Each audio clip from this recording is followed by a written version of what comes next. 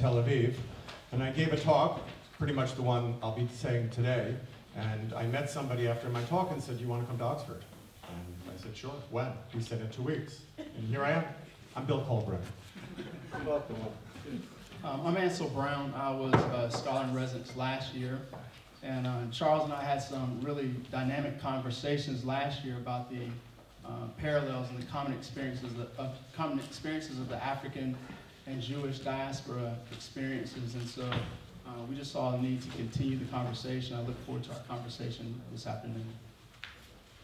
And I'll just say very quickly, these are issues, I enjoy the conversations with Ansel. I've spent most of my life engaged in these issues in different ways through my scholarship, and also dealing with issues of human rights, from Soviet Jewry to the indigenous people, the First Nations of Canada, Ethiopian Jewry, and I was active in the anti-apartheid movement, and also issues of racism in Canada and the UK. So these are questions that have always sort of been important to me.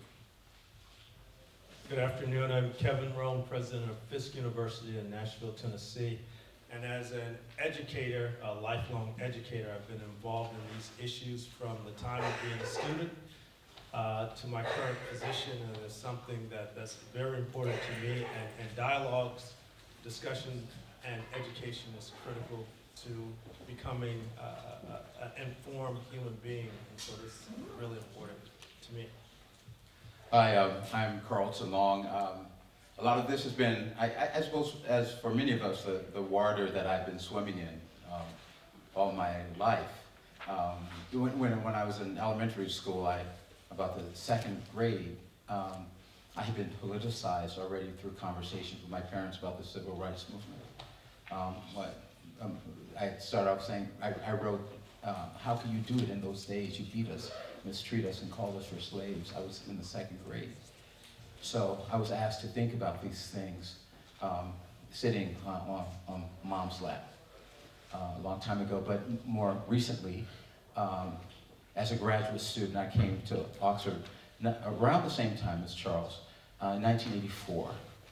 And with the advice of my dear mentor, Dr. Raymond, I had begun reading PPE and politics, philosophy, and economics. And after a year of just being engaged in that, I said, I have to find something that's more meaningful for me, that's more directly tied to my pain and to my concerns. And that became my cross-cultural study of race, sex, and class in Britain, and the development of a theoretical framework, which I came up with later. Okay, so thank you. So we're going to start, we're going to have each panelist will speak for approximately 5 minutes, and Ansel will start off. Okay, good. Well, thank you so much, Charles.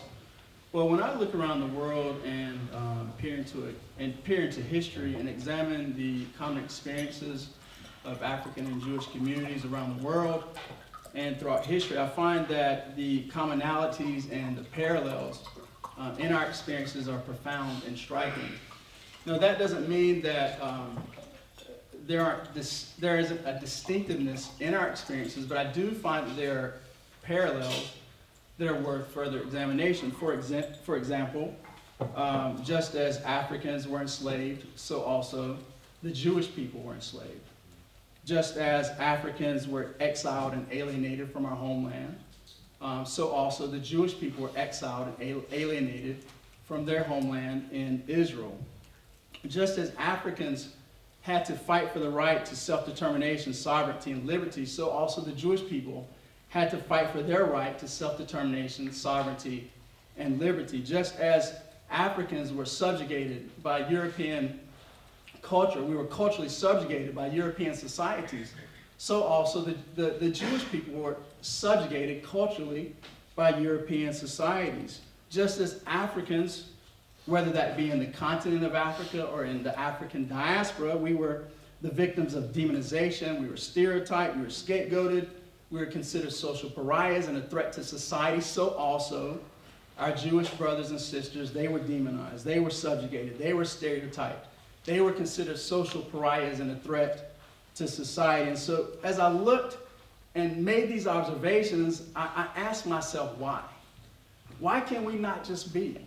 Why everywhere we exist, whether it's in the United States, whether it's in Canada, whether it's in the United Kingdom, whether it's in France, Asia, Africa, why are African people and Jewish people, people of African and Jewish heritage, always maligned, always hated, always the victims of bigotry? And so what I want to do, Charles, if you allow me, I just want to take just a moment to read a couple of paragraphs from a paper that I recently presented at the Racialization and Publicness Conference here at Oxford University that I think may shed some light on this question. And if nothing else, I believe it will be some food for thought for our conversation this afternoon. There is a consistent psychology behind the ethnic alienation of Africans and Jews throughout history. Revisiting the Moses narrative in the Jewish Torah, the psychosis behind this oppression is strikingly manifest. In the recorded story of Israeli bondage in Egypt, the Jewish male babies were killed by the Egyptians who feared that, and I'll quote from the passage from Exodus. The people of the children of Israel are more and mightier than me. And that's an important phrase. That's really going at what I'm getting at, right? So this was the Egyptians when there's a precursor of the oppression of the Jewish people, the bondage of the Jewish people in Egypt. The people of the children of Israel are more and mightier than we.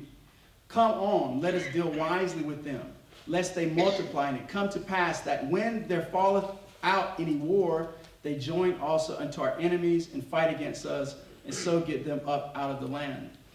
So I want to expound upon what I'm seeing in this text. It gives us some insight as to what's going on with racism and anti-Semitism. In the timeless wisdom of this text, the psychology of supremacy and cultural subjugation is exposed as what I believe to be fundamentally fear and the social ills that emanate from this fear: envy, demonization, and ultimately oppression and other genocidal outcomes. The onslaught to debase and dehumanize Africans and Jews historically has been fueled by deep-seated societal insecurity. Dominant societies have been keen on their own irrational sense of fragility and observation of the resilience that has sustained Jewish and African communities. Caleb Myers notes in his book, Critical Alliance, African Americans, Jews, and the Middle East Conundrum, that the chutzpah, or nerve, and I would add even strength, of African American and Jewish communities to stand and thrive against all odds is a common characteristic, one that, in my view, has unnerved dominant societies. Dominant societies, in essence, have sought to undermine the self-realization of those they perceive as threatening to their own sense of security. The irrational fear towards Africans has been that they pose a threat to the population of the dominant societies, while the fear of Jews has been that they pose a threat to the power of dominant societies. Not surprisingly, white supremacists habitually attack people of African and Jewish heritage together as an amalgamate threat to white dominance. These ethnic phobias and bigotries are deeply rooted in psychological complexes of inferiority, masked and inverted as superiority. The dominant societies have taken this position to externally stabilize an underlying internal psychosis of perceived weakness. These dangerous perceptions must be overcome by safeguarding the sovereignty of African and Jewish communities to preserve their vitality and optimally contribute to the common good of society, contrary to these false constructions. So essentially what I'm saying here, and I know there's been some discussion about the distinctiveness of African and Jewish struggle against the trials and adversities that we have overcome. I think the analogy is that anti-Semitism is punching up and racism is punching down.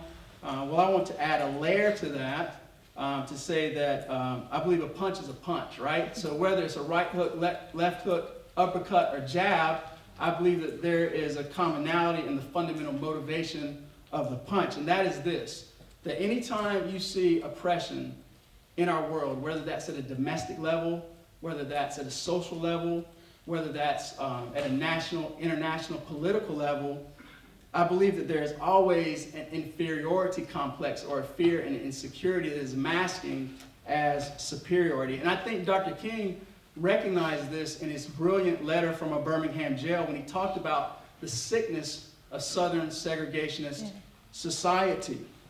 So in essence, what I'm saying is that I don't believe people of African and Jewish heritage have been persecuted because of what is wrong with us. Although, of course, we do know that there are quite a few things within our communities that need to be addressed, but I believe we have been persecuted because of what has been perceived as being right about us. I don't believe we've been bullied because we are weak. I believe we have been bullied because we are strong, and our strength has been a perceived threat to those who have bullied us. So I think we have quite a bit to work with. I believe we need to stand together with fortitude, with resoluteness, and with solidarity to essentially fight and to eradicate the blight of racism and anti-Semitism in our world. And with that, I will hand over the microphone to my colleagues, and I look forward to the conversation.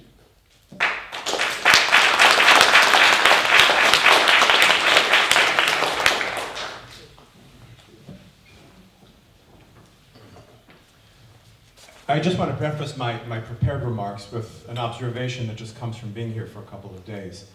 And I think my presentation about intersectionality today is a pretty polemical one, and I want to qualify it a little bit. I think there's a possibility for an intersectionality not as I'll describe it here. And I think part of that really comes from or emerges from the dynamic of the diversity of this group. And on the one hand, I know that people here have come to learn about anti-Semitism, but I think there's a fundamental asymmetry that's built into this conference just because of the nature of it. And that is that Jews do not have, I mean, people have said this all day, Jews do not have a monopoly on suffering. And I think there's an expression of gratitude that really needs to be made to those people who've come here to learn about anti-Semitism, especially when the President of the United States is using Israel as a way of dividing our communities. It's very important, I think, for us, as you just said, to find ways of coming together.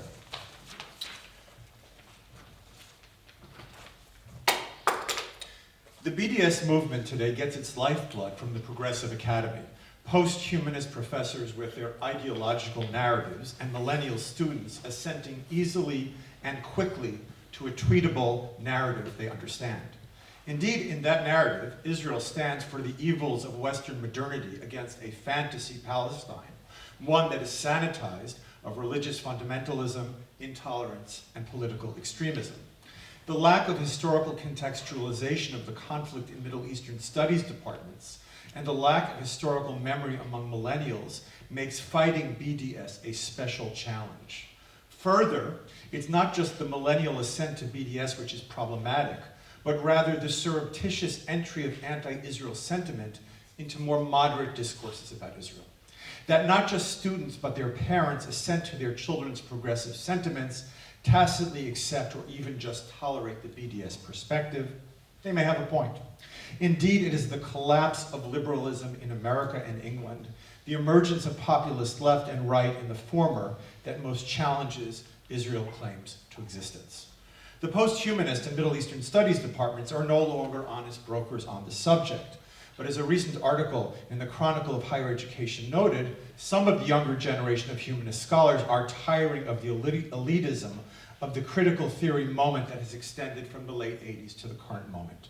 Such scholars should be addressed and engaged and offered a different set of narratives through which to understand the conflict here in Israel, as well as the provenance of the anti-Zionism they may espouse.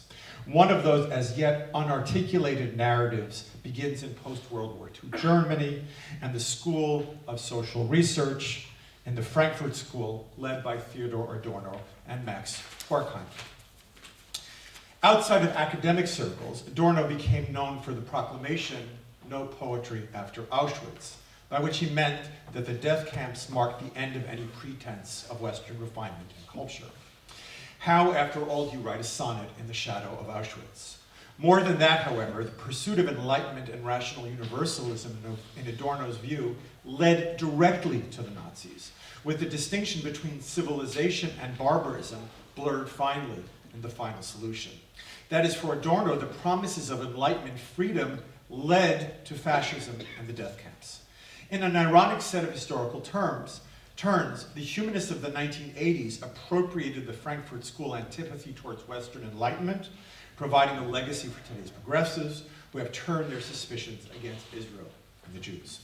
Starting in the 1970s, Michel Foucault, the most continuously influential figure in the humanities over the past decades, adopted the perspective of the Frankfurt School for Social and Cultural History. Writing on love, sex, mental illness, and the prison system, Foucault found all aspects of Western life to be in the fields of power, with his discipline and punish turning the prison into a metaphor for Western cultural domination. A self-acknowledged follower of Foucault, the Marxist literary critic Terry Eagleton, with whom I studied here at Oxford, gave voice to the still prevalent academic gospel that reason must be understood as a dominative instrument of patriarchy and enlightenment. The Marxist literary critic, Edward Said, with whom I studied at Columbia, still the guiding spirit of many American Middle Eastern study departments, repackaged Foucault, calling the Enlightenment the master sign of Orientalism and colonialism. In his now canonical Orientalism, bridging between the continental literary criticism of the 70s and Marxist political activism, Said links Zionism, for him the colonialist project par excellence, and Enlightenment rationality. That the real aims of the purveyors of Enlightenment are power and domination is writ large in the Jewish state, standing for the excesses of Western theology and rationality. What starts as a critique of Enlightenment reason and fascism is turned against Israel and the Jews. Enter progressives for whom the modern university is understood to be complicit in the processes of domination, a self-sustaining bastion of, I'm sure you've heard the term, neoliberalism. In a post-electronic intifada, university administrators are said to be deeply embedded in the project of corporate neoliberalism. Further, Zionism and neoliberalism converge, with the contemporary university said to align itself with Zionism as a settler project. The New Arab website decries Israel-American neoliberalism as the place where Western culture hangs its machine guns and parks its drones. Academics may not express this perspective in such hyperbolic terms, but in concert with the BDS movement, they create a moral cosmos, as rigid as any to be found in conventional theologies, in which Israel represents all evils, the colonialist nation state, the false promises of liberal enlightenment, as well as the fundamentalism of religion. It's a nice package, right? With the wrongs of the West displaced onto the Jewish state, undergraduates and elite programs in America naturally pass judgment on apartheid Israel, viewing the conflict through the allegorical lens provided by their progressive professors. The further paradox is that progressives are taken in by the cynical uses of Islam, with Linda Sarsour, the master at this art, as a wedge against the ideologies of Judeo-Christianity, when of course Islam carries with it the very hierarchical values against which progressives position themselves most adamantly. But the Islamic purveyors of BDS mask their theological agendas, claiming their monotheism enacts cutting-edge cultural and political practices, especially when it comes to gender, and on the way convince liberals that all evils of the West are somehow distilled in the Jewish state. Indeed, left populists in their political zeal forget that liberal values and institutions they have rejected enable their political voice and standing. We talked about critical thinking, namely the belief in tolerance, a neutral public sphere, and free speech. The millennial break with historical memory, which progressive university professors both cultivate and feed upon, leads to a refusal to acknowledge that free speech is part of a 200-year-old, indeed fragile experiment attempted in only a few corners of the world. That the current Israeli government has aligned itself with demagogues and waged war against democratic institutions does make that argument more difficult to sell or brand. To be successful, Jews must distinguish themselves from cynical right-wing populists, evangelists, and MAGA Trumpers, and show those committed to democracy that Zionism is an outgrowth of liberalism, not its contradiction. Today, liberal Jews fail to remember what would have been obvious to their ancestors, habituated to hatred and violence from left and right. Intersectionality, here's the polemical part, excludes Jews not because they represent among all minorities an unacceptable form of difference, but rather because Israel represents the core ideals against which all other repressed minorities are united together fighting. I know I'm generalizing. The recent exclusion of Jews from intersectional gatherings is not based upon a failure to understand Jewish minority claims, but an image of the Jews and Israel as representing the antithesis of all progressive values. The war against the Jews from both left and right is also against the democratic traditions of the West. Zionism is part of the civilizational process. It's fraught with problems, but it is part of that process, part of the liberal tradition. Like in the 30s in Germany, hatred of the Jews manifests the West's own suicidal tendencies, the penchant for the irrational, now abetted by populist extremists on both left and right. Progressives may pay lip service to the democratic institutions that serve their interests, but anti-Semitism reveals not only their enthrallment to the world's oldest hatred, but to a populism that takes precedence over democratic values.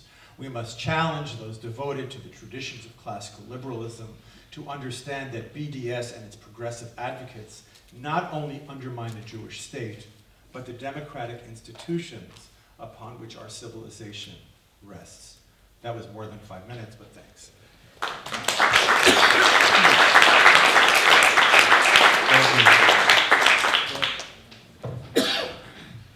My old man's a white old man, and my old mother's black. If ever I curse that white old man, I take my curses back. If ever I cursed my black old mother and wished she were in hell, I'm sorry for that evil wish, and now I wish her well. My old man died in a fine big house. My mom died in a shack. I wonder where I'm going to die, being neither white nor black. You know, the more I live, the more I seem to see, I seem to realize that there seems to be a very elegant simplicity in complexity. That there is, if we look, if we do the work, we can find elegant simplicity in complexity. So my talk really just talks about really 3 things, but those 3 things I would love for us to drill down very deeply into. And those 3 things are race, which I will put like Charles Husband's in quotation marks, race, sex, and class. For me, that's the whole lesson. It's not so much those 3 things, but the way in which they're used. And I would argue that most scholars that I found, and some brilliant scholars have published far more than I have, don't use those lenses in perhaps an optimal way. And as a result of a praxis that I was involved in Oxford with a brilliant anthropologist named Juliet Blair, I stumbled upon, in the late 1980s, a concept which I later took to Columbia University called the tripartite prism. And I like to work my way to that theoretical framework, which I shared with students, and which I tossed around with colleagues of mine in New York. So we still have a lot of work to do, and so I would like to drill down into those things. So the first thing is I think to look at the category and the taxonomies of race, and to begin a rigorous review of that complexity. And combine that then to move further into sex and class. And what I would do is I would look through each of these prisms individually, and then suggest that we find an interesting way to look through them concurrently. And let's put everything together and see where we end up. So my goal in the talk is ambitious, but as I said before, it's simple. It is to provide professors and students who are gathered here with a systemic approach, which I conceptualize here in Oxford. This approach will hopefully assist the professors and the students here, the professors with the shaping of your syllabi, and the students with the conceptualization of your post-institute implementation projects. So race. I have, again, race in a quotation mark. In quotation marks. And I see it also as maybe the devil we know. We can gain a lot of insights by briefly exploring cross-culturally Britain and the United States, the issues of race, sex, and class. And I heard a scholar years ago talk about race, and she said, it's kind of like being hit with by a metaphor. So we're going to talk about the social construction of race, the other problematica with regard to race. But I'd like to just show a couple of cross-cultural examples. And my basic argument about race is going to be that it's real and it's not real, right? And we kind of know that, but we kind of ignore that. And so I'm going to invite us to be a little bit more systematic and a little bit more consistent in our application, our understanding of these terms and our use of them. Because I think that they can do kind of what David Hoffman's, one of his presenters, asked us to do, which is to check our own blind spots. So here's race as just a horrible metaphor, kind of, Beowulf, roaming, Beowulf having to fight with Grendel. In 1596, Elizabeth I ordered the expulsion of blackamoors from Britain. Some 4 or 5 years later, in 1601, a British royal proclamation continued to expel these newcomers. And I have to tell you, they weren't identified by their haplogroups, right? They weren't identified by the Human Genome Project. It wasn't that this is an L1, this is an L2, right? This is how they were expelled. This is how race was made to seem real. The Queen's Majesty, this is a direct quote, the Queen's Majesty has been greatly distressed in these times of dearth, and all the more discontented to understand the great number of Negroes and blackamoors which are crept into this realm. A great annoyance of Her Majesty's own liege people who want relief that these people consume. They are also, with all speed, to be avoided and discharged out of Her Majesty's dominion.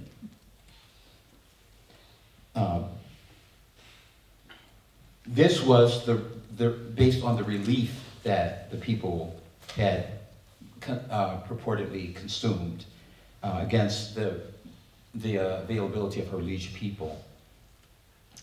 They added something else though, which touches upon, I think in a really interesting way, our Jewish brethren and sisters. It said, it went further, it said, as also that the most of them, this is further rationale for kicking them out, that most of them are infidels, having no understanding of Christ and his gospel. Such was the nature of their good news. Some 300 years earlier, King Edward I of England had issued, July 18th is coming up for us this week, July 18th, 1290, the Edict of Expulsion, a royal decree expelling all Jews from England.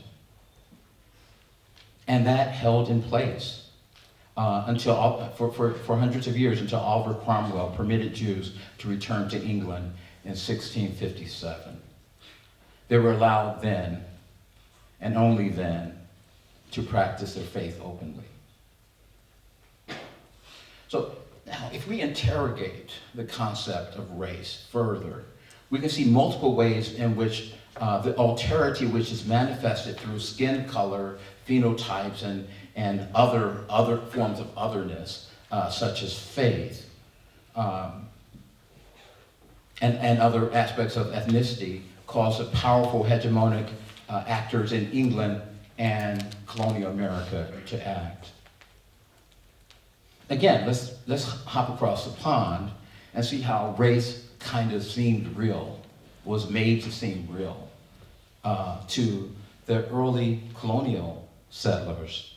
The earliest record which we have, and I know that many of you already know this, the earliest record that we have in the United States about the presence of enslaved Africans in the New World came in 1619.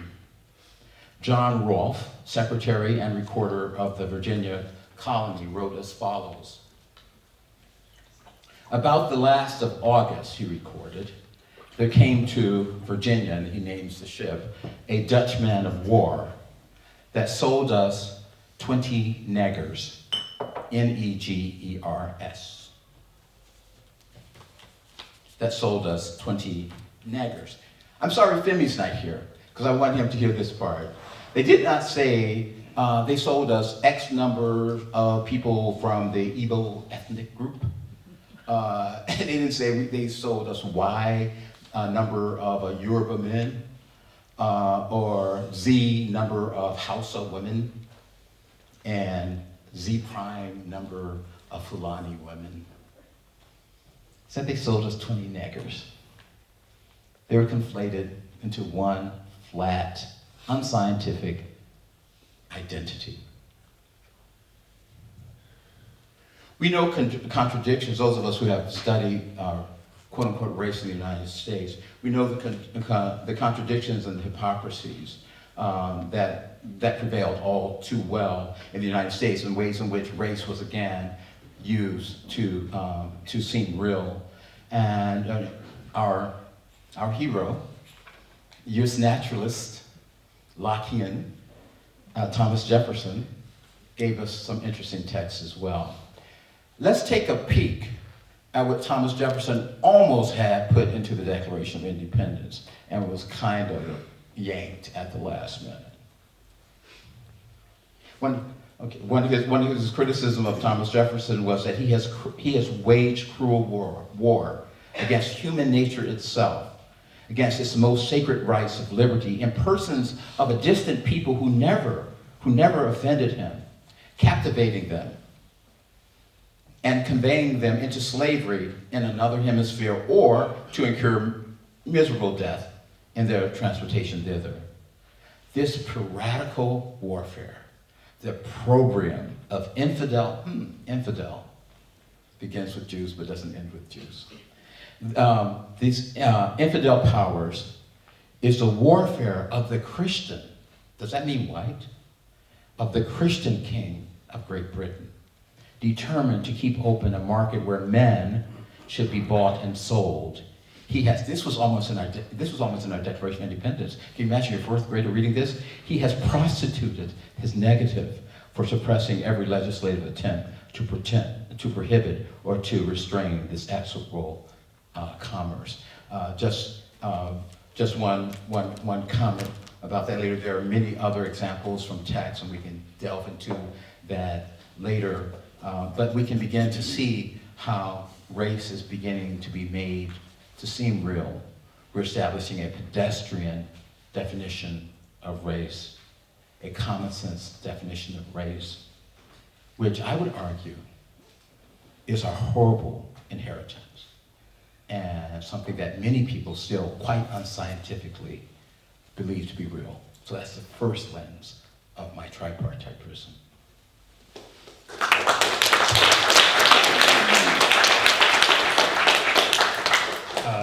Thank you. And I take a much different approach to this. I appreciate these intellectuals and their perspective. As a college administrator at a university. I'm more of a practitioner in my day-to-day, and I consider myself a quasi-intellectual. And the reason I say that is because just like most people I talk to on the campus, I can look at the information, I can take in the information, but as a quasi-intellectual, I can be emotionally charged, and I can ignore the facts. Because that's what most people do. No matter what the facts are, they interpret it, and they disregard what they don't like. And so when we talk about intersectionality, one of the things that I did as I was coming here is I talked to several different people, some friends, some not, some formally educated and some not. And as I talked to them about the Jewish experience, the African American, whether it's a woman or sexual identity, they were all passionate about their experiences. And what I've learned working on a college campus as I've dealt with students and student organizations or individual students, whatever they're going through, whatever their suffrage is, that's the most important and impactful suffrage that's happening in the world. And as we talk about intersectionality, it causes people to have to acknowledge that we've all gone through something, and what you went through is what I went through isn't as significant as what you went through. And what I was trying to figure out is, why is this notion, this rejection of intersectionality between Jews and African Americans or black people or others, why is there resistance? And from what I could ascertain as a quasi-intellectual was that when we admit that there's intersectionality, we admit that someone may have gone through something as devastating as what I've gone through. And as I talk to many African Americans, when we talk about slavery, there's nothing more horrific than slavery that a people could have endured. And that's from people, whether they're intellectual or not, nothing can be worse than that.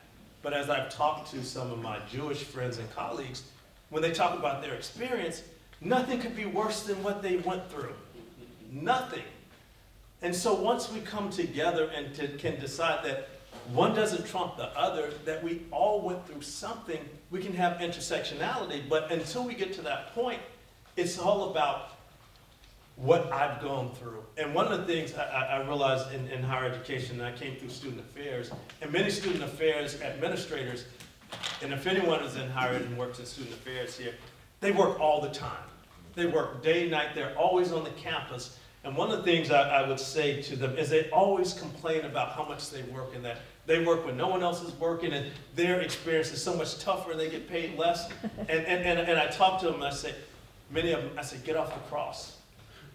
Because all of them want to get on the cross and say, what I endure is so much more insignificant than any other worker on the campus. And so when we look at a lot of these situations and the identity behind them, it's about who went through the most. It's not, and it's emotional when you start talking to people about the history that they've endured and you start to interpret it and the facts go out the window.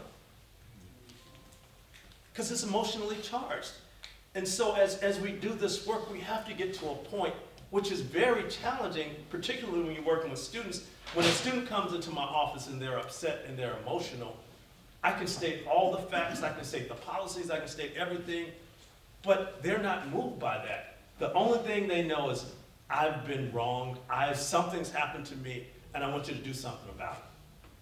And I don't care what the rules are, I don't care what the policies are, I want you to do something about it, and I want you to know what you're going to do to the people.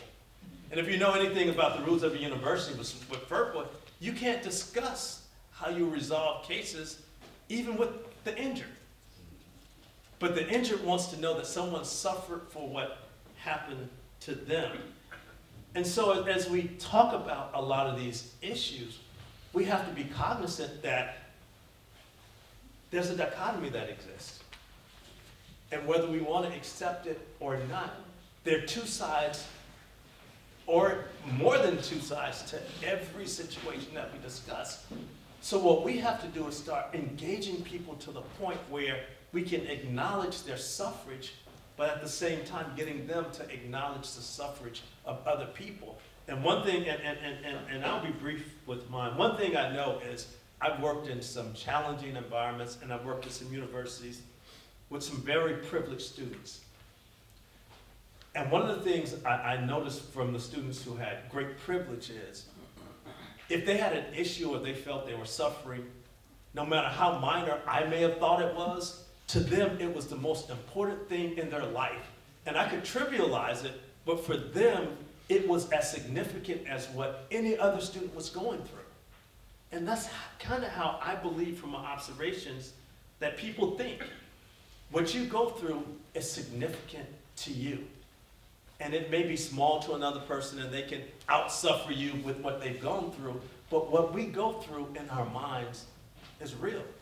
And we have to acknowledge that, and once we can acknowledge that people believe what they've gone through is significant and their suffrage is real, and I'm not going to compare my suffrage to theirs, but I can acknowledge that they're suffering, I think we can get to a point of intersectionality, but it doesn't have to be the same. But most of the times we want it to be the same, or we want to say, well, I was a slave, well, I was a slave too. Well, I lost my land, well, I lost my land too. Well, I did this, well, I did too. But you didn't have to go, you didn't do that. But the reality, it doesn't matter. It's that we've all gone through something and we have to acknowledge it.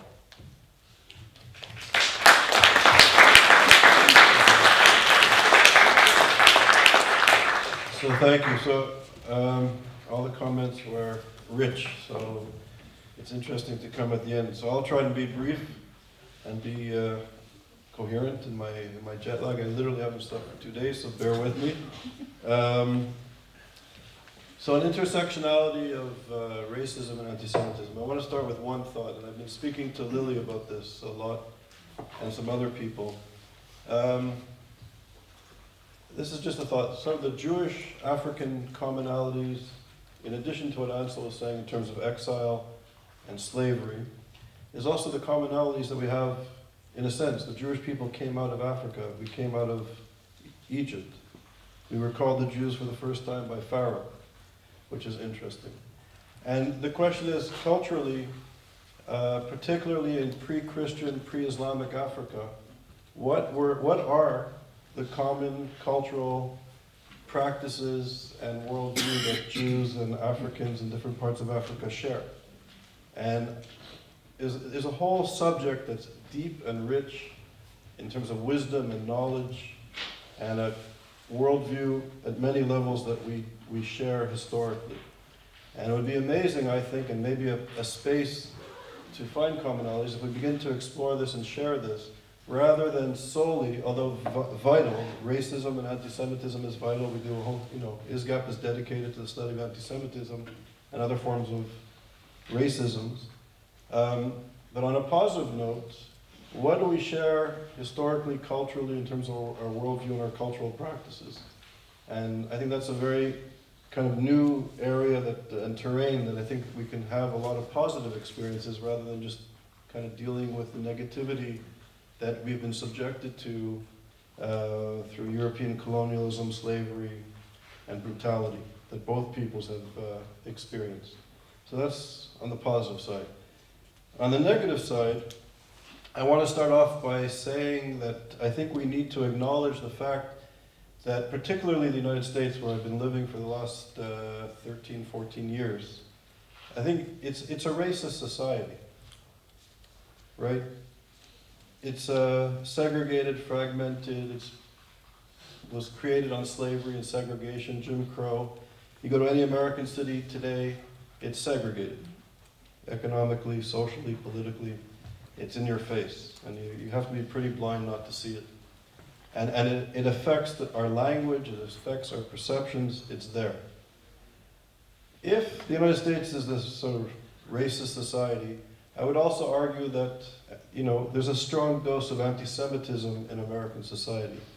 So to start off with, I think we are all kind of racist and anti-Semitic and sexist and homophobic to begin the conversation.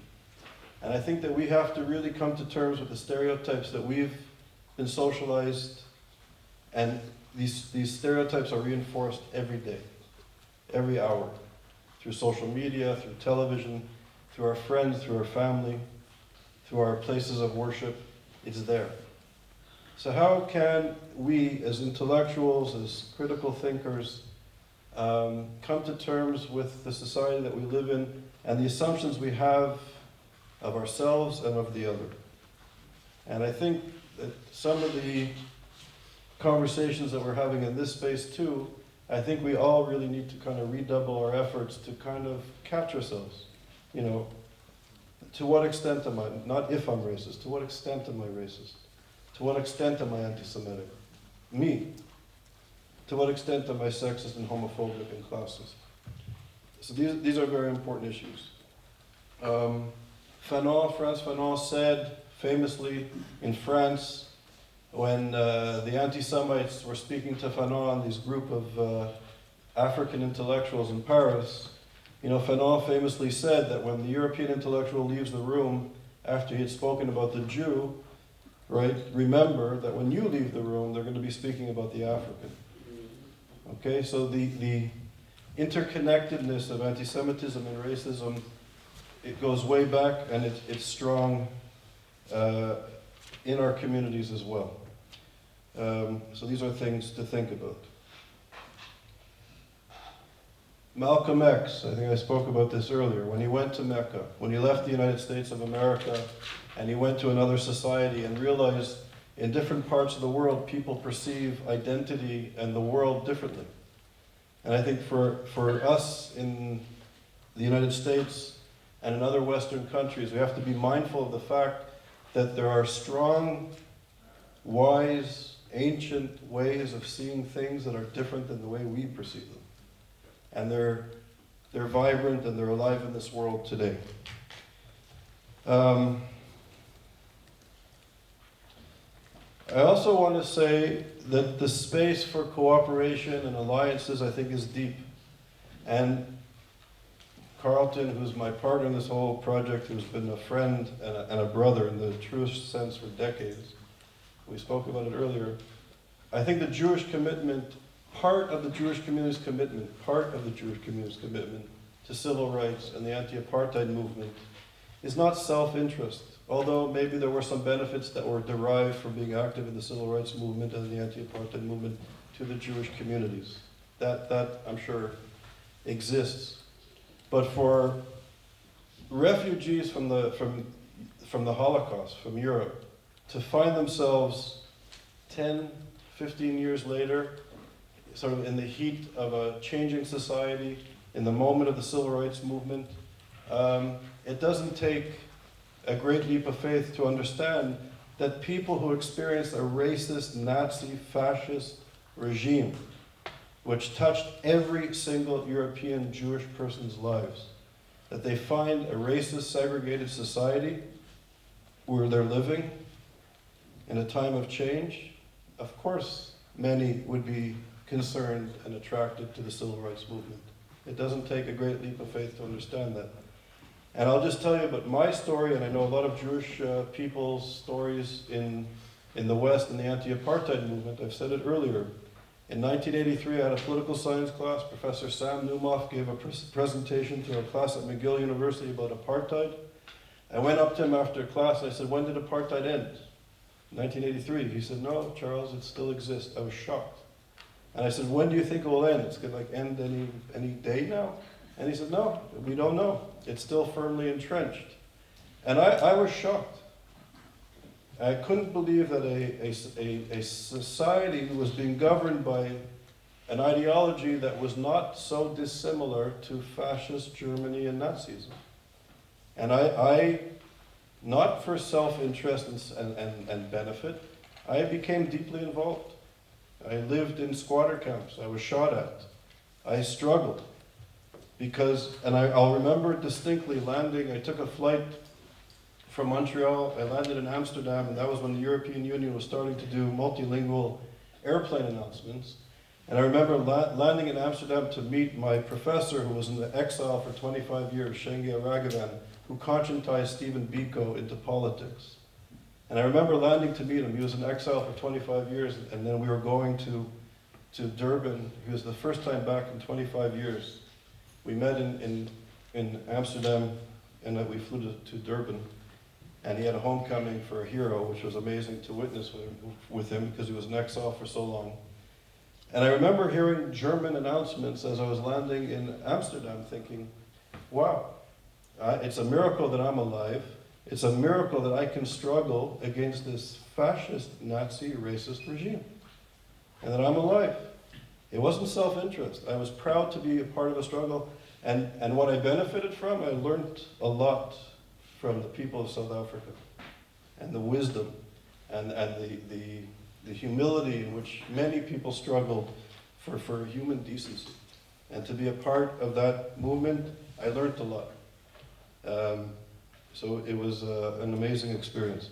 And a lot of Jewish people were part of that. And as a footnote to the anti-apartheid struggle in Canada, the Jewish members, only the Jewish members of the anti-apartheid movement in Canada, we were all harassed by the CSIS, which is like the Canadian Secret Police, because the Jews were perceived by them as communists. So how, communist Jews helping the African National Congress, which was a communist terrorist organization in those days, only the Jewish members of the anti-apartheid movement were harassed because of these stereotypes. But we dealt with it proudly. These are just random quick thoughts, and then we'll open it up for discussion. I think we also have to be mindful, of the reactionary forces in both of our communities. The Black Lives Matter movement is not monolithic, and it's a very important movement, in my humble opinion, for whatever it's worth. But there's a part of that movement that is being influenced directly by the Nation of Islam. Directly. And we've done research on this. The Nation of Islam is paying young artists, hip-hop artists, who are very important in the African American community, to denounce Israel and Zionism. The whole movement from Ferguson to Gaza is a very important element of the Black Lives Matter movement. It's a direct result from the Nation of Islam, directly. So we also have to be mindful of how these tropes are being influenced in this sort of African American, Jewish American dialogue on these issues. I was going to say one more thing, but I'm tired on this issue. It'll come back to me later. So I think this is an important element of the terrain that we have to negotiate and be aware of when we start to. The thing I was going to say. The Anti-Defamation League, which is a human rights organization dedicated to fighting discrimination of all kinds, but it's sort of in the Jewish community. Part of this Nation of Islam attack on the Jewish community is that the ADL brings American police officers to Israel to learn about counterterrorism. And the trope is that the ADL, the Jews, are bringing American police officers to Israel to teach them how to kill young African American men. That's a prevalent trope in our communities and in our discourse. So how do we kind of be aware of reactionary forces in both of our communities and sort of elevate ourselves to a place where we could fight racism and anti-Semitism and other forms of bigotry? So we have to contextualize what is going on in our communities. And there's reactionary parts of the Jewish community that needs to be understood. Who's funding them? What's motivating them? How does that affect African American Jewish relations? How does it affect the Jewish community standing in Israel? These are complicated, complex, changing situations that we have to, I think, be aware of. And then just going back to the more positive point, I think there's a lot of wisdom in our cultures and our heritage, and I think this could also be a space, an amazing creative space for us to learn about each other and ourselves, to create strong relations. So I'll end it there. Thank you. So we'll open it up to comments or questions.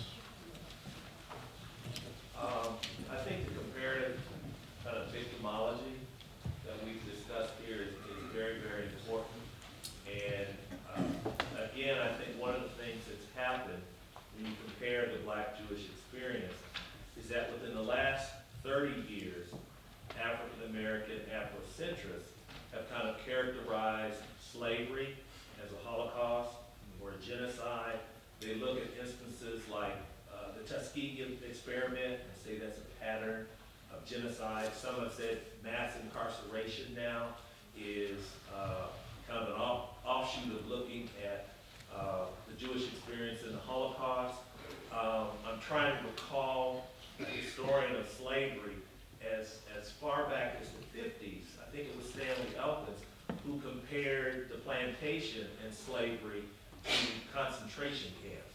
So I think we'll continue to get this comparison, but again, each group has a different perception of what their experience is. And as Dr. Rome said, there is this tendency to just kind of look very narrowly that mine was just the worst, rather than trying to wrap your head around comparing, but understanding that they're different. I think what you brought up, Carlton, relative to 1619 and what's happening in terms of the commemoration this year, that's important for me because Dr. Kotek's lecture yesterday and the images were so powerful. And I think if we look chronologically at the birth of anti-Semitism and how it flows down to today, there's a certain point in time, beginning with the slave trade, that then distinct racism against Africans kind of jump on that train. And when he showed postcards of those images, you can take and find postcards of stereotypes for certain kinds of products within the black community that had been stereotyped at that point in time. Postcards with lynchings, and he showed the one image of Leo Frank in Georgia. So I think as much as there's some commonalities that still should definitely be studied, I think now with what we're talking about mostly here in terms of the Israeli-Palestinian conflict, where do African Americans fall in that kind of discussion? There's plenty of room for analysis moving forward on all of these different kinds of things. So I appreciate all the comments. Thank you, Marshall. You gave us a lot to chew on. I'll just hit on just a little bit of that. I think you're absolutely right. You know, and as a comparativist, I really understand. I really learned to appreciate as I was going through my research here, my comparative research looking at racial policymaking in Britain and the United States, especially of the 20th century, but that forced me to look back in history as well.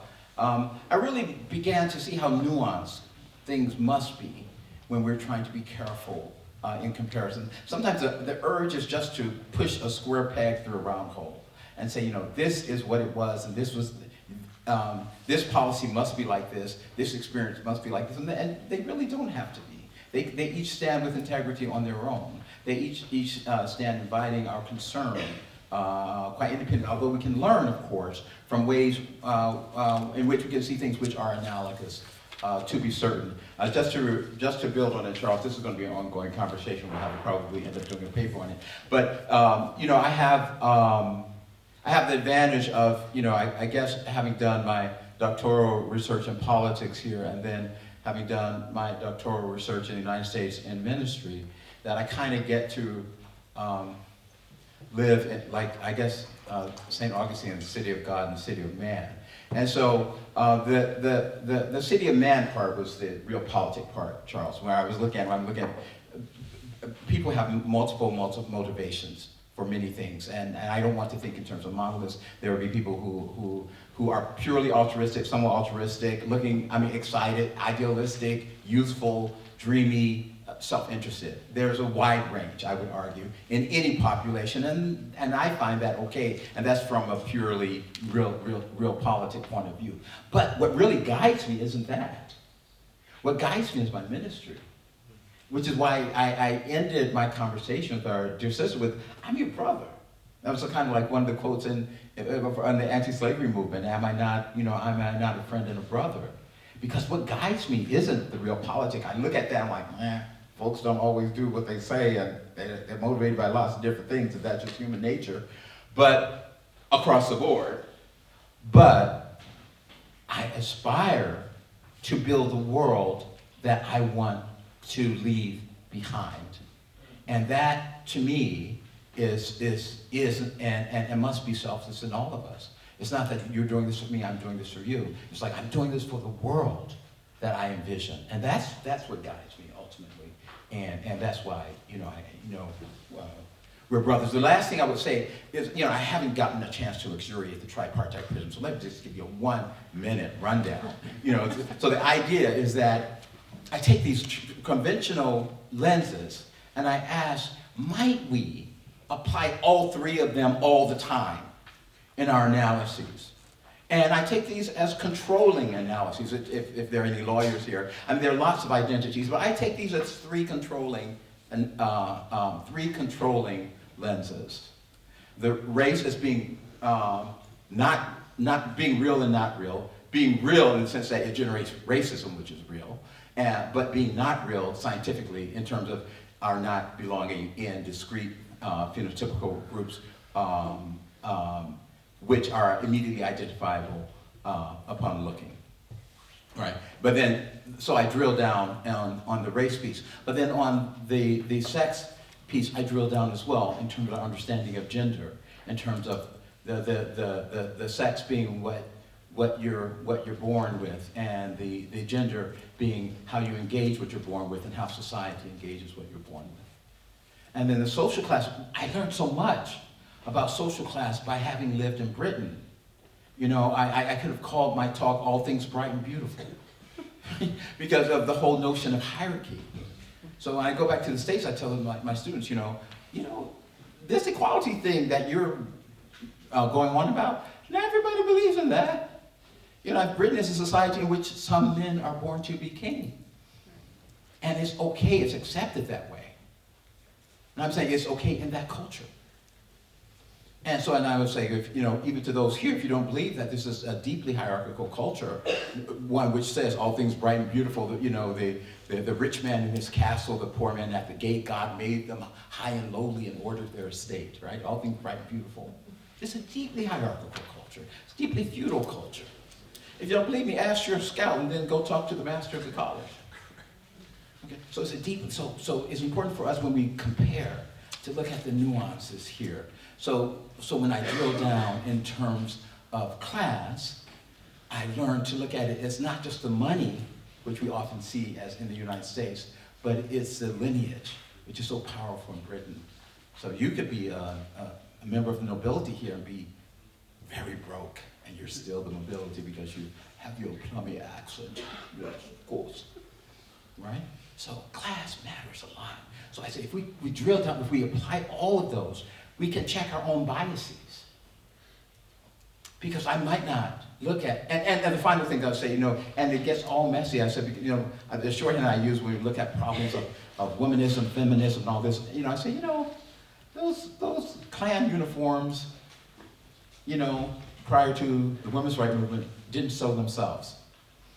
Right? So we have to find ways to forge allegiances and ways to be more human to one another. And I would submit, and I share with my students at Columbia, that if we try applying those lenses and see the reality and unreality of race, look at Barbara Field's racecraft, things like that, we might get a little bit closer to where we want to be.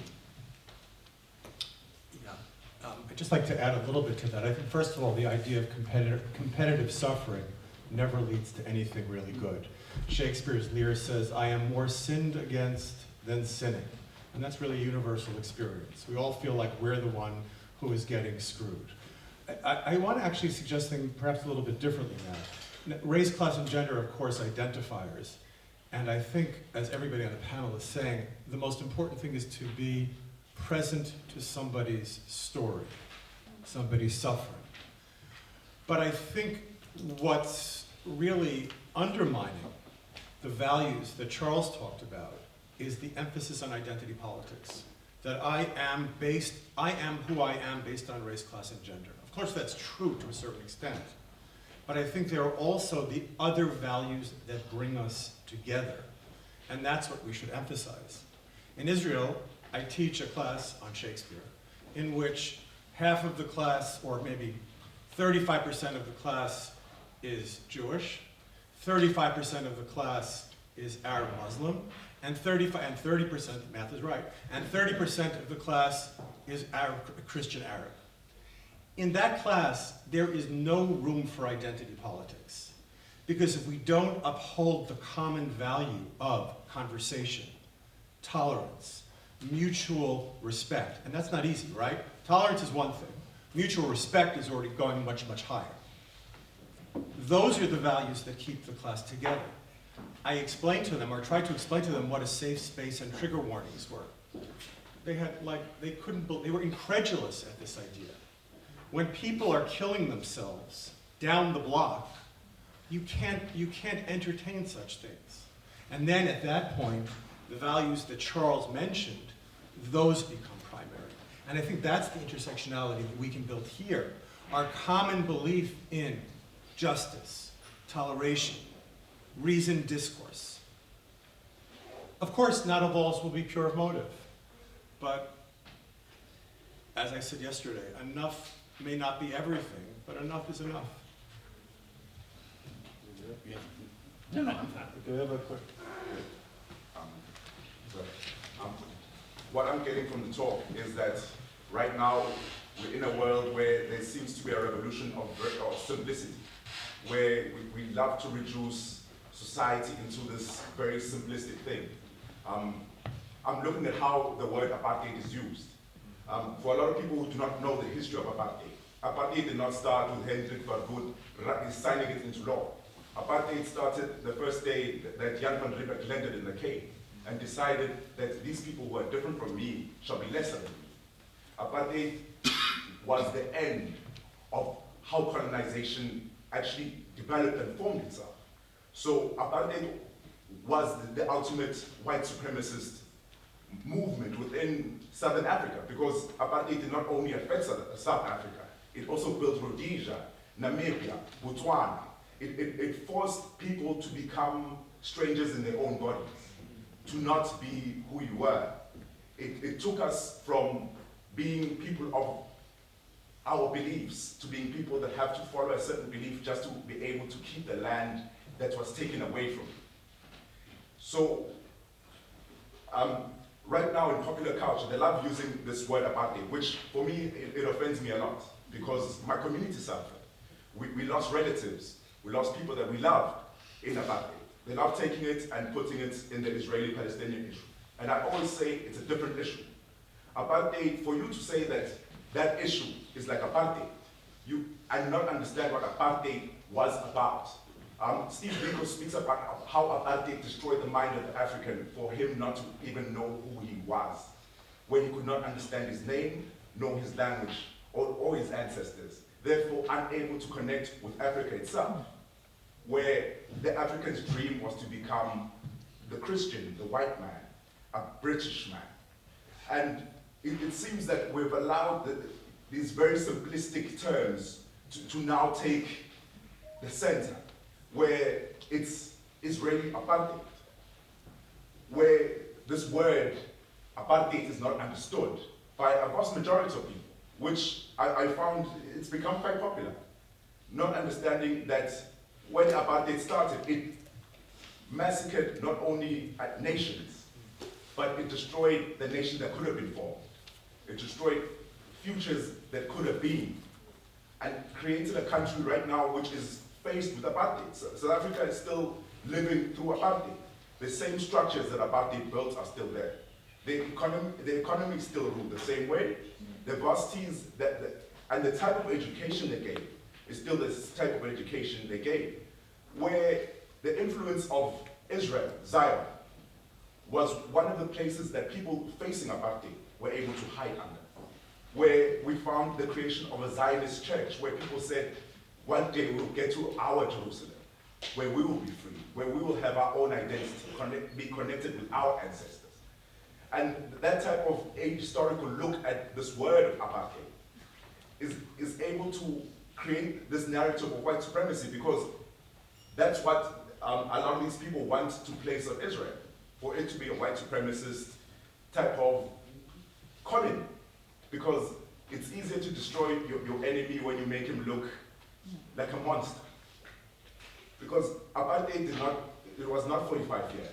It was over 300 years of exploitation and destruction of tribes and their beliefs. So I think we've allowed a lot of this very simplistic narratives to go on. And I understand for a child in the US who does not know about my history, when he sees people who are being emotional and speaking about another people's plight. I'm not taking away from the Palestinians' plight. I'm not taking away from the plight of Israelis who have suffered also in this conflict. But the ability for people to use a narrative that takes away from the only thing that I still do have as a person is quite painful. So what am I as a South African, as a Zulu, supposed to have? They took my culture, they nearly took my religion, they nearly took my language. So the only thing that I had was my suffering. Now it's just a commercialized ideology meant to destroy another people. Wow.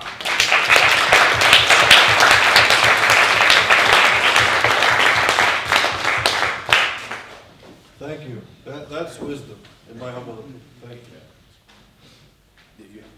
And so, Steve, you want to say something? Okay. Just to add a little bit. I really appreciate everything you said, and the thing that also resonated with me is the simplistic categorizations. And I think we have to go deeper. And in a way, race, class, sex. There's a lot of people that don't quite fit into those categories. What is the Jew? It's under the ethnicity part of the Right. race, yeah. It's under ethnicity, which is a European subsection or invention of this race and ethnicity. So for Jewish identity, and many other identities in the world, in Africa and beyond, in Asia, Jewish identity is much deeper than a race or an ethnicity. And there's wisdom in our identity. We're a nation, we're a people with a strong history. And just to add to this, there is contradictions and issues of discrimination in Israeli society. However, with all the issues that are going on these days with Ethiopian and Israelis, when the Ethiopians came to Israel, when they were airlifted to Israel, the reaction of the society was to celebrate. There were spontaneous celebrations throughout Israel when they arrived. That's not to say there's discrimination and racism in Israel. There is, and there's some serious problems. But there is this belief of a people that transcends European notions of ethnicity and race, where it was sort of a biblical prophecy that many Jewish people identified with, that we're coming back from the four corners of the world to Israel. And that's a layer of our identity. You want to say? I listened to that, and that's similar to the reactions that I received from others as they talk about their own plight, their own experience. And as I listen to that, there are African Americans who feel exactly the same way in the United States about what is still occurring. As an African American male, I still live in fear. If I'm driving, I don't know what's going to happen to me driving down the street in the United States today. And I'm just one of many, and I know there are many different populations that feel the same way, and we don't want to undermine or belittle someone else's suffrage, but there are many people who feel the same way throughout the world, and it's not trying to compare my experience to someone else's, but no one owns it.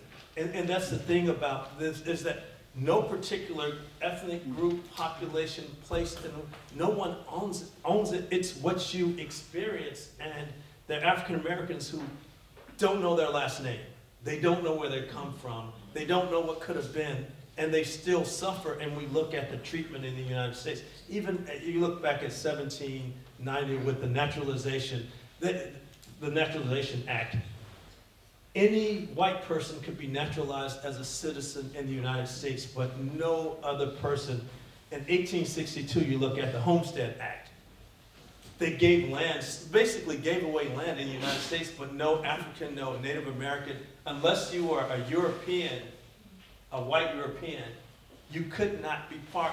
And those effects impact people today.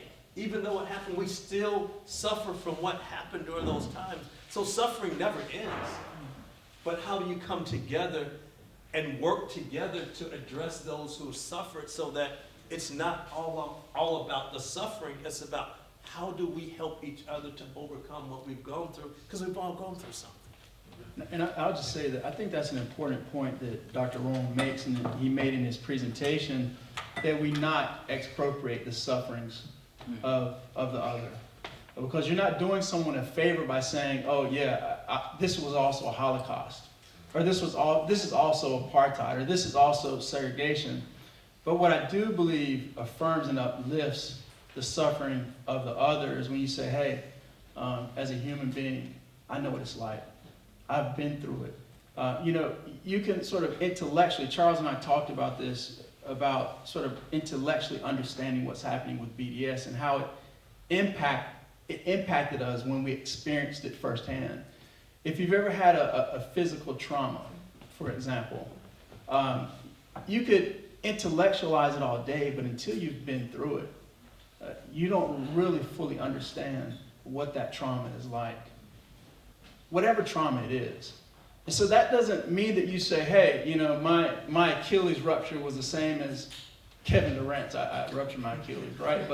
But when I saw his Achilles pop in the videos time and time again, there's something in my humanity that understands me. I know what it's like.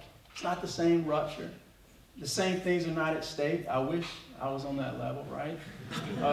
But nonetheless, I know what it feels like. I know it. I can't say that I exactly know what it is like to have endured apartheid, but I do know what it was like for my mother when she walked to school on buses and the white kids she walked to school by foot and the white children spit on her. I know what it's like. I can't say I know it, but I hear the stories of what it was like for my grandfather when he went to take his kids to the swimming pool, and he had to explain to 5, 6-year-old boys of why they couldn't swim in the white swimming pool. I know what it's like. I know what it's like when my father was a star athlete, which I'll talk about more tomorrow, and spectators ran onto the field to stop him from scoring a touchdown. I don't know what it's like to be in apartheid, but I know what we experienced. And because of what we experienced, I can empathize and stand in solidarity with you and your pain and suffering. And I think that's what the opportunity is that presents itself to us as African and Jewish communities in our common sufferings. That's what I'm talking about. Not that it's the same suffering, but that we can understand what it's like. And we cannot quibble about whose suffering was worse, but that we can empathize with one another. And that's what's really going to move us forward. We haven't heard from you. Yeah, okay, in the back. Yeah. Next, sorry. Ivana was. Oh, so Charles and then Stephen. So thank you for the panel. So I just want us to be able to address the elephant in the room, right? The panel today was on the topic of intersectionality,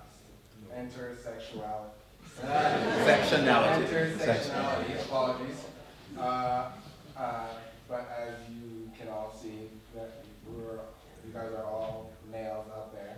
So I was thinking about what about the other intersectional figures that do fall under Judaism and Black people, such as women of color, Ethiopian Jews. How do we get them to also have the opportunity to tell us about their struggles and how they interact with the topics that we're speaking about in this institution?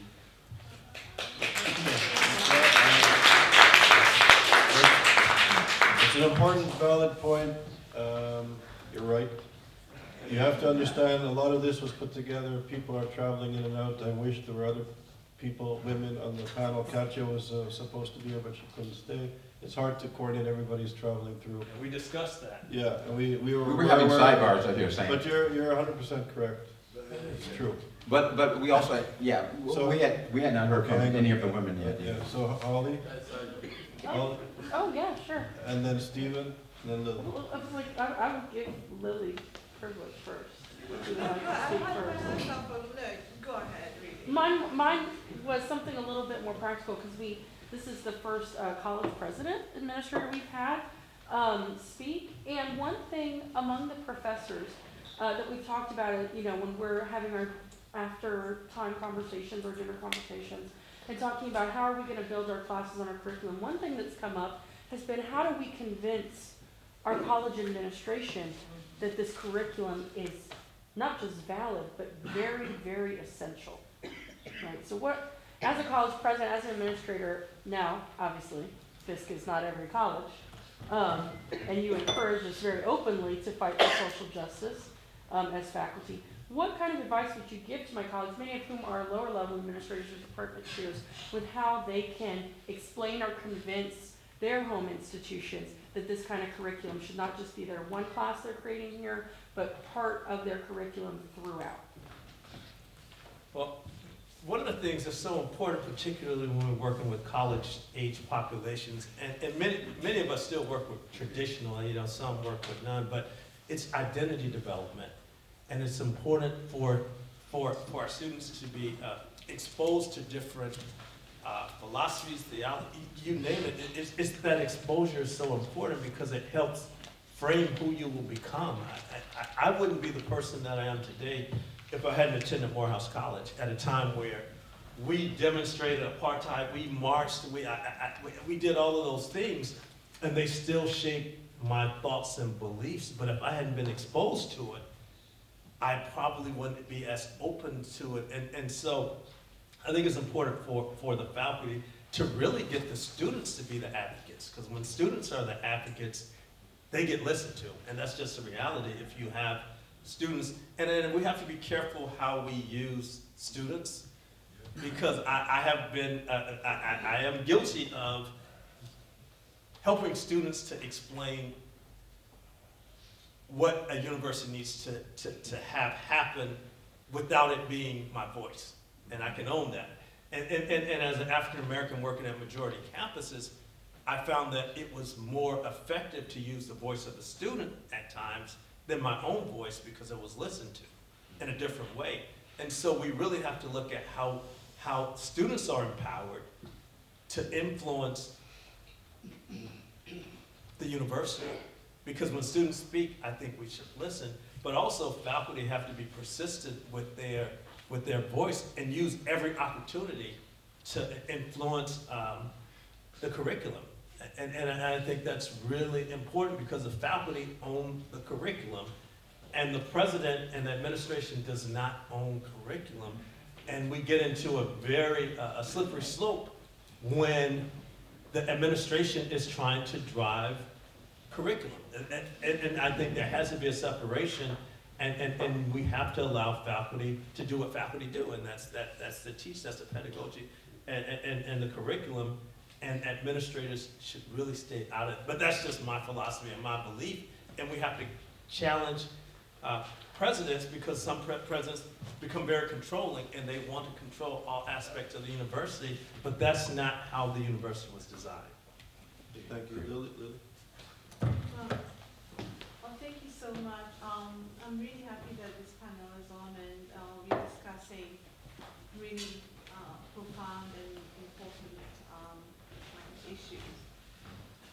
Two things really. I find it extremely problematic when certain words are used, like concentration camps, apartheid, and genocide, within categories that do not fit, that I think are misplaced. Because if you really know the history or the embodiment of these words, then we will be quite careful how we use them, as my brother here has denoted regarding apartheid. I mean, just to say that, I've studied I'm not a colonialism expert, but I've used it extensively in my own work, in my dissertation, and in my teaching. And if you see how Africans were colonized and how colonialism became a handmaiden to the apartheid regime, and how blacks were constructed, and this goes back, I'm sure my brother here probably knows it, the Hottentot Venus, right? Mhm. Up to now, I mean, how this woman's body was dissected. She was put in a cage in France, and I think part of, I don't know whether part of, what word should I use to describe it? Her Part of vulva. her private, Preserved.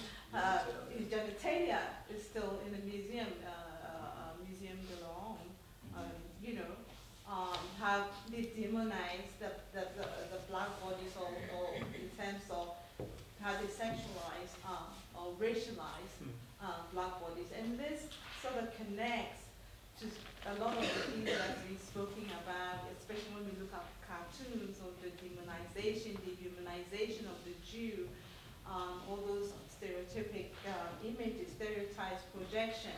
So what I can say is, in terms of looking at the Jewish people or the African people or African American or however that you want to see, there's more that binds us together than separates us. So there's more that binds us humans than separates us in terms of our own suffering. Although the suffering is on a continuum, okay? And obviously, whatever my suffering can never, I mean, I didn't go through colonialism. Colonialism, I mean, can never be how maybe the Jewish suffered in the various concentration camps. Any comments? You know. So finally, I mean, just to end, Asha, just give me one second. No, we're getting signs from. Oh yeah. It's that we should really concentrate on what binds us together, right? In our own ways, than what separates us.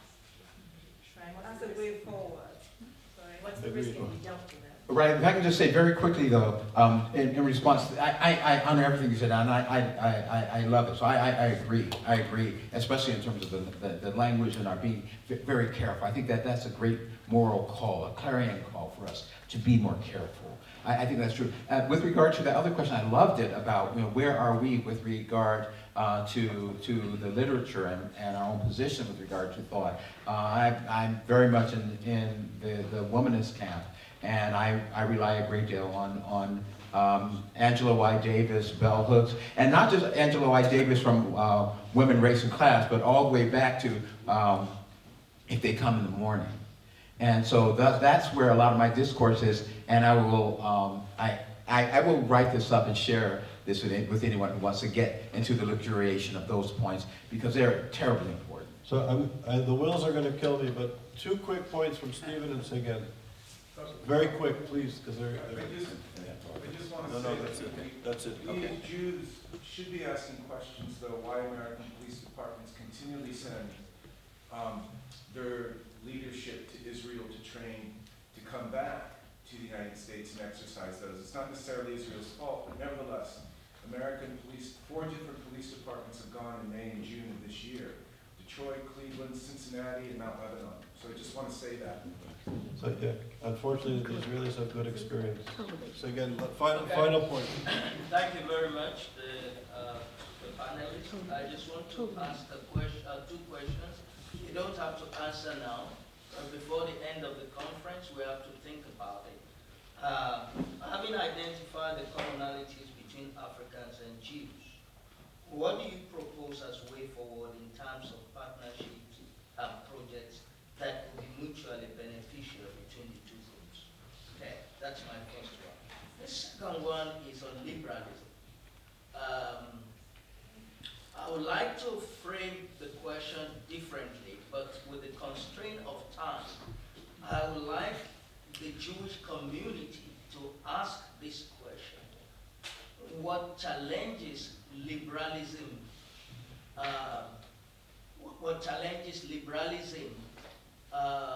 brings upon the Jewish identity? There is something that is unique about the Jewish people. That is what is being attacked from the left, from the right, by the Islamic political Islam and all of that. Now, does liberalism place a challenge on that unique identity or not? Like I said, you don't have to answer, but we need to think about it. I will try to answer your question in my presentation tomorrow. Okay, tomorrow. Okay. Well, as I talk to different people, one of the biggest factors that came up and something that you addressed, how do we come together, is a lack of trust.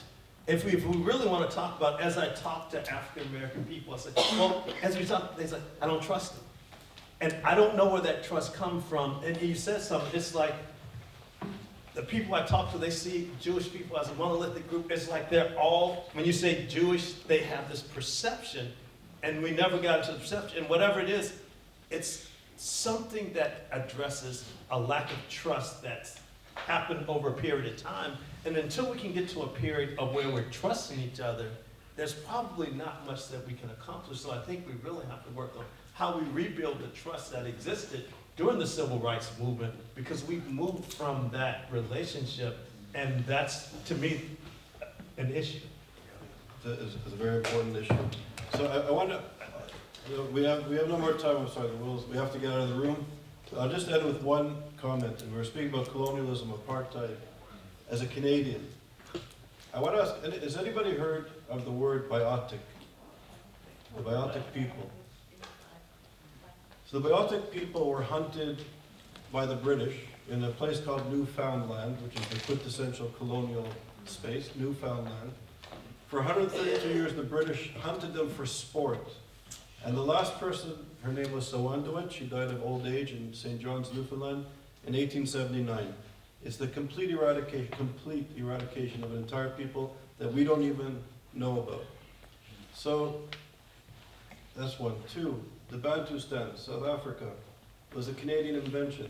The way the First Nations were treated in Canada, Verwoerd and another general from South Africa came to Canada to learn about our reservation system. So the colonial policies, the history, we don't even know so much about the ramifications of it. Anyways, there's a lot of very important work to do and to understand our histories, to try and come together, to build trust, I think is essential.